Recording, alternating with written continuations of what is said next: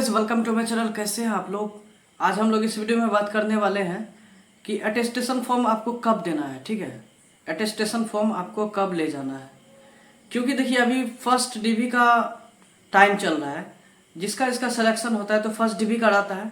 First dB के time ही उसके दिमाग में कन्फ्यूजन होने लगता है कि अटेस्टेशन फॉर्म कब भरना है। ठीक है, क्या अटेस्टेशन फॉर्म घर से भर के ले जाना है?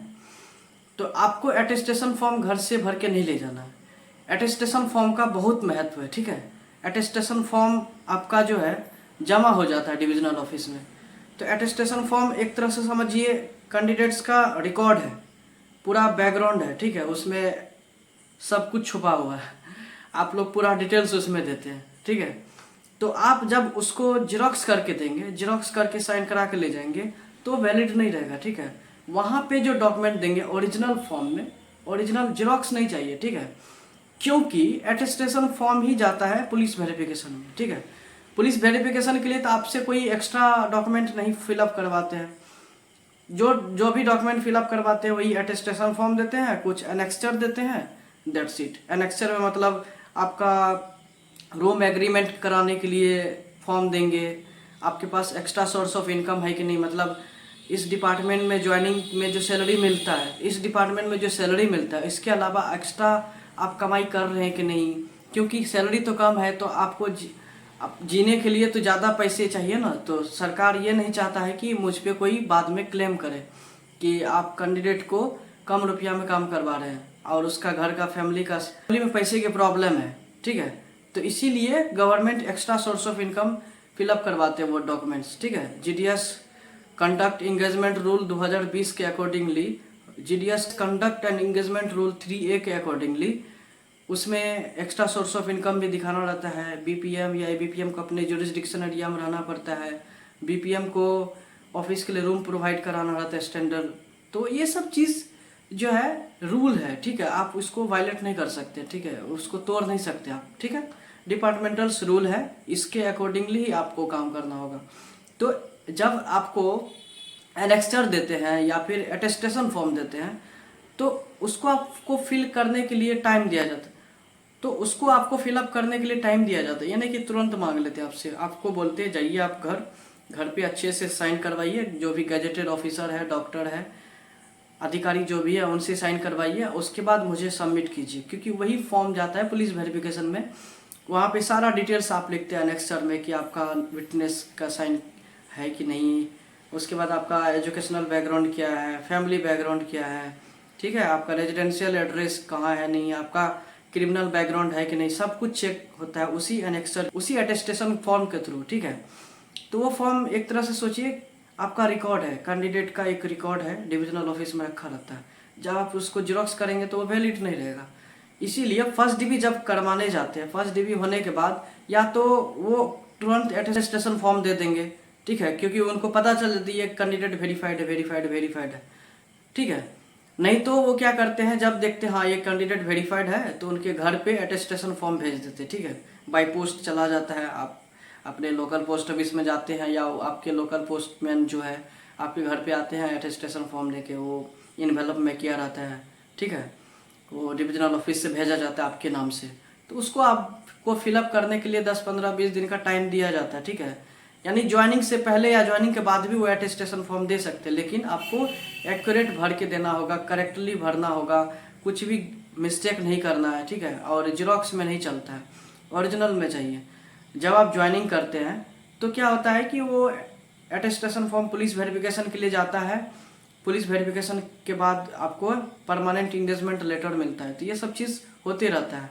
अभी देखते हैं कि जिसका सेकंड डीबी हो गया तो उसका अटेस्टेशन फॉर्म ले लेते हैं, फिर वो जाता है पुलिस वेरिफिकेशन में, टाइम लगता है, बहुत टाइम लग जाता है। उसके बाद बोर्ड वेरिफिकेशन में वो आपका जो सर्टिफिकेट ओरिजिनल लिया जाता है वो बोर्ड वेरिफिकेशन के लिए जाता है। बोर्ड वेरिफिकेशन, पुलिस वेरिफिकेशन होते होते 2-3 महीना टाइम बीत जाता है, जो कि अभी हो रहा है। फर्स्ट लिस्ट वाला का ऐसा नहीं हुआ था, सेकंड लिस्ट वाला का भी एटलीस्ट नहीं हुआ था, लेकिन थर्ड, फोर्थ, फिफ्थ लिस्ट वाले का ऐसा हो रहा है। और जो स्पेशल ड्राइव में फॉर्म भरा था जिसका सिलेक्शन हो उसका भी हुआ है।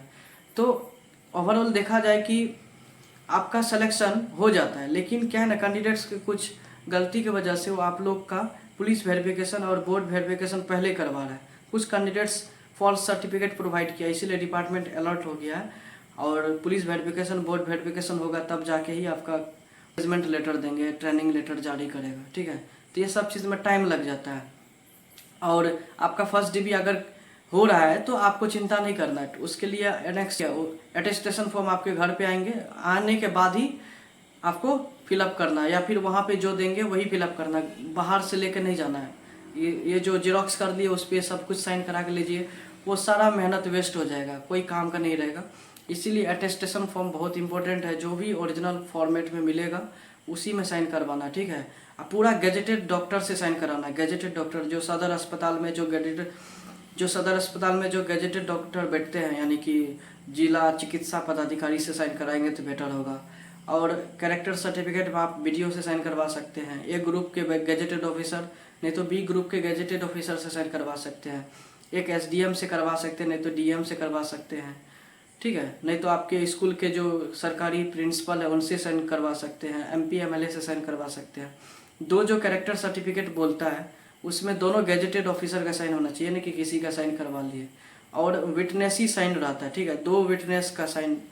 दो विटनेस का नाम देना पड़ता है। आपके फैमिली वाले नहीं होना चाहिए, आपके आस पड़ोस का होना चाहिए, ठीक है। जब पुलिस जाएगा आपके घर पे वेरिफिकेशन के लिए, जब आप अपने घर का ही नाम दे देंगे तो उसको लगेगा ये तो कुछ न कुछ गड़बड़ है, अपने घर वाला का नाम दे दिया, यानी सोसाइटी में इसका कुछ न कुछ प्रॉब्लम है।